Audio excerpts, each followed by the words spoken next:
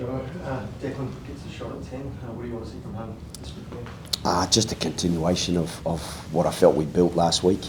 I thought there were some elements of the performance that were, very, very cohesive, and then some lapses that were costly. Obviously, a number of those were around the discipline and giving them access to our 22, and Ireland, they don't go away easily, and so I feel that we kind of kept them in the game as much as I felt we played pretty well. I think there's been 8 players played 10 over the last 12 months. Is that a concern? 15 months after? Yeah, of course it is. We'd love to have continuity there. It seems a curse of the 10 jersey. First year, Noah got some real continuity, and I felt if you track that first year, we got some pretty steady progress. Since then, it's tended to fluctuate as we've lost guys, replaced them. Even Carter coming off in the weekend. Initially, it was cramp, and it was picked up in a scan that he's got a little tear there. Nothing major, but enough to keep him out of the next 2 games. What's the latest on Ben Donaldson's? Yeah, his was more a contusion, but with that blood there in the muscle, again he couldn't train this week, and so we need to get some volume with the guys who are going to play. So we're still hopeful that Ben will be okay next week, which would be a great spot for him to be in, being in Perth. But Declan's had 10 days with us effectively, so he's had a chance to build a bit of confidence and hopefully to add a bit of continuity. I guess why is he ready? Why is he ready for this chance?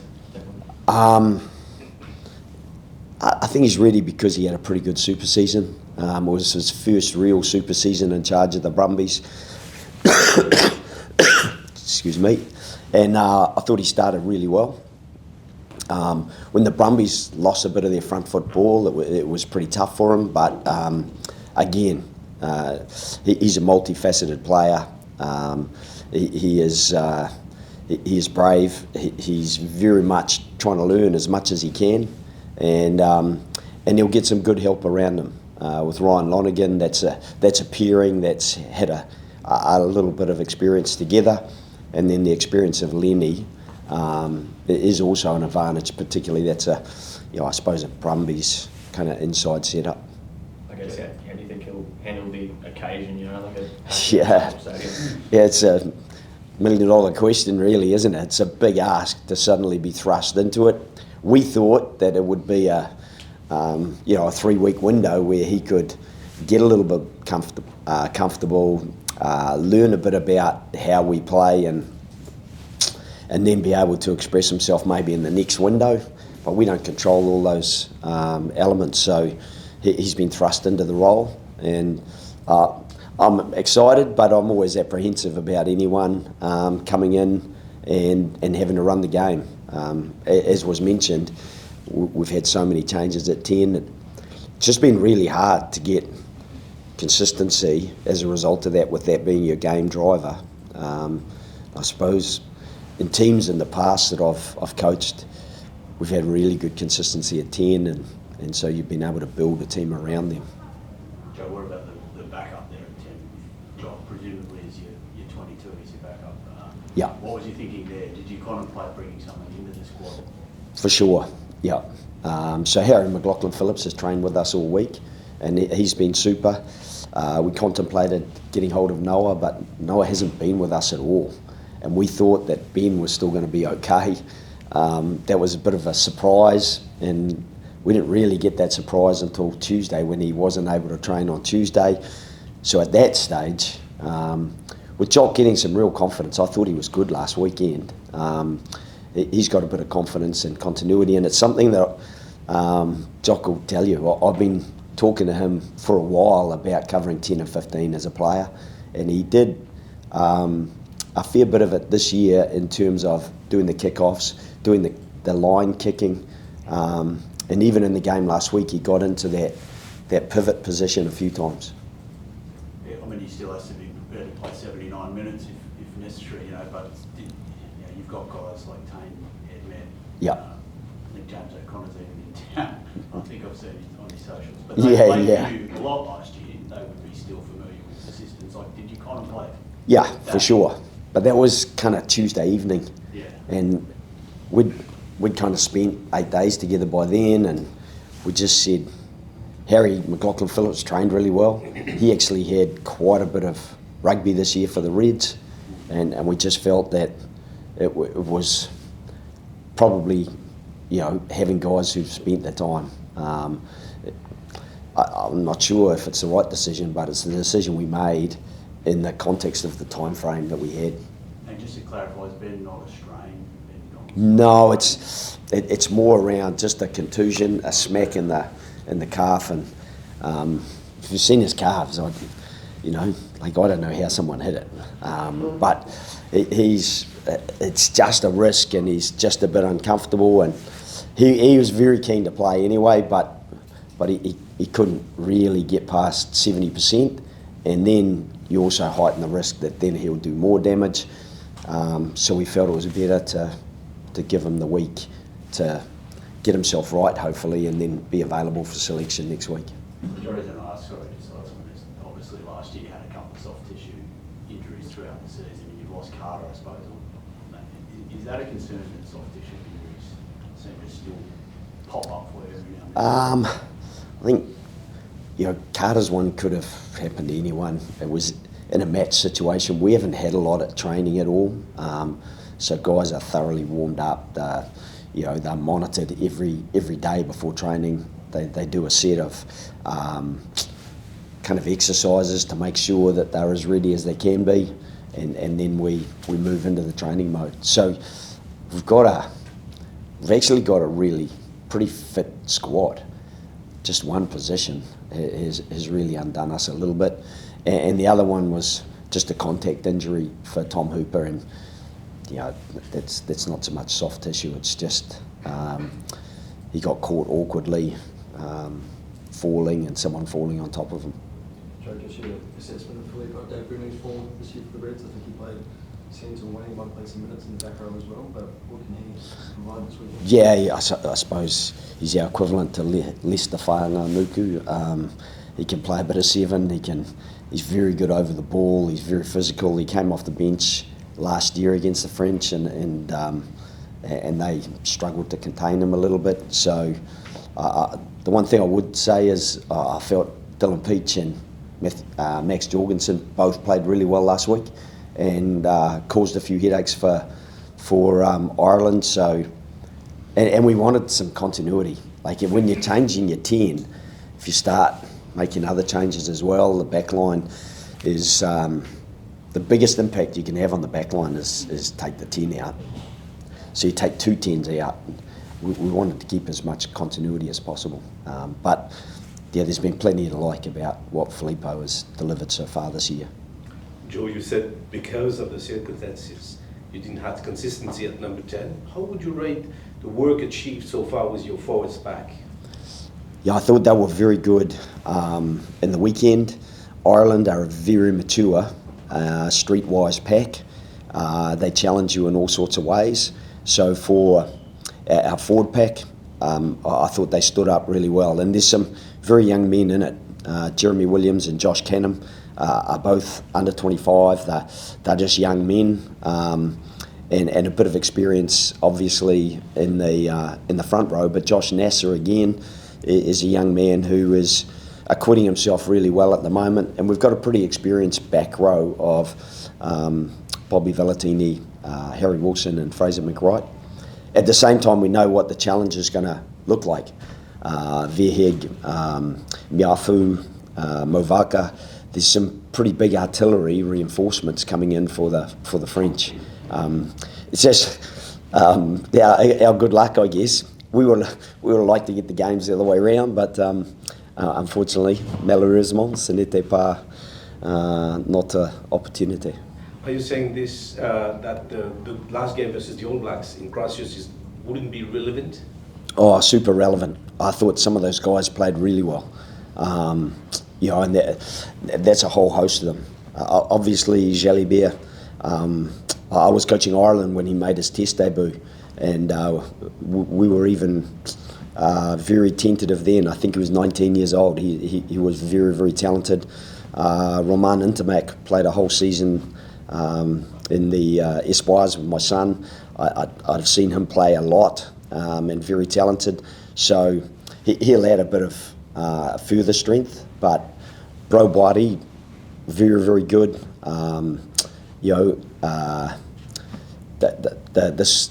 The sort of outside backs with all those Poe guys, I think that will be strong as well. Grandidier, I think Nakang, he looks like a very good athlete. Obviously a gold medal winner in the Olympic Games for the sevens, so he's going to cover a lot of ground and be very quick.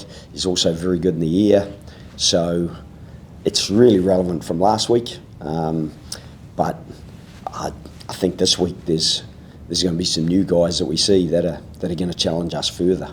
As a choice for a playmaker, do you read the intention of Fabien Gattier if he puts Ntamak and 10 or Jalibert? It will be two different mindsets for you? I think they can both play in a similar way, and that's attack in rugby. I think having them both on the pitch at the same time is a headache for us. So if I could drop Fabian a message and just say, look, just one at a time would be good. But that's something we'll have to adapt to. Their ability in terms of short kicking game, long kicking game, to play at the line, they're both quick. Jalibert's got good footwork as well, as has Roman. So they're definitely a challenge for us, and it's a big ask for Declan going in there and probably marking up against one of those two guys. And Hastoya's been unbelievably good for La Rochelle through those European Cups that they won. Again, a really accomplished kicker of the ball, whether it's short kicking game or goal kicking, he's very good as well. Are you saying you're the underdog for a game at home? No, I'm just going through their team at the moment and saying that I know some of those boys pretty well, and I'm getting to know the Australian players pretty well as well, and I think we'll be really competitive, but we need to start kind of putting good performances into good results. What sort of defensive challenge do France mount? They seem to be just removing a lot of structure from their game in their attack. Is that something you're prepared for as defensive? Yeah, we've tried to this week. You obviously only get a couple of trainings, but I think with Luku, the width of his pass just gives them options. They tend to present a lot of running options, and you're not sure which one's getting the ball, and he rips the ball to them pretty well, and then you got some backs that play off them very well. They're playing through the tackle really well. They're playing late balls at the line, which are hard to defend.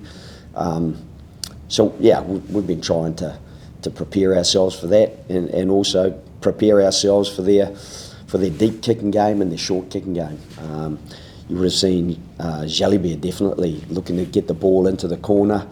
There was one, from a quick tap that if they score that one, they probably win the test. That's how tight that was against an All Blacks side at home. Did you sense, you mentioned trying to get the consistency and get these wins, turning good performances into wins. Yeah. Did you sense that the team came here with that mindset? We saw footage of Alan on the field saying, don't be happy with this. Oh, yeah. The Ireland test. Did Yeah. you sense that from the team? Very much so. I mean, we were massively disappointed. There's a couple of times we didn't help ourselves. There's a couple of calls we felt didn't go our way, but that's always going to be the case. We've got to be able to control what we can control and do it better. I think when Dono attempts that kick, we put no one across the field and allows them to get all the way back to the halfway. Like that's something we can't afford to do. We've got to be better than that. And you can't, in a game and in a training week, you can't practice absolutely everything. You can't say, hey, if Dono misses a kick to the left of the post, make sure we've got players connected to the left of the post. We might do that next time, though. I'd hope so, Pato. I'd be pretty disappointed if we didn't. Last couple was Nick Berry. I think it was on the whistle this week? Are you trying things to, like, internally just to get that discipline improved? Yeah. Obviously, it's been a thorn in the side. Yeah, we had beers in on Tuesday, and I actually told him, just find someone and penalise them. And he said, well, are you sure? I said, yeah, that's what happens on Saturdays. So just so that we can be cleaner than clean. We know that Carl Dixon was on the sideline last week, so he comes into the middle with the whistle, and he's going to want us to be really disciplined, and so we're going to have to try to help with that. You mentioned earlier you had a coffee with Laurie Dowley yesterday. Oh, You going to take some credit for that one? Or? No. Yeah, just him and Frank Panisi, and yeah, it's one of those things you're always trying to probably share a few ideas, and you know, he's a Raiders legend. When you know, and I think you know, watching that game last night, it was a pretty impressive win for his boys. Do you go back a bit with him, or is that? No. I'd go back a fair way with Frank Panisi. I've known Frank for a long time, so yeah. And I mean, Laurie's got to be a good man. He's got a New Zealand wife. You know? Joe, so you sound a bit up in the weather. Are you feeling all right? Yeah, I feel really bad. Yeah, which is great when you lose by 2 points and you've doubled their line breaks and you still lose, and you get a shabby head cold. But apart from that, the sun's nice.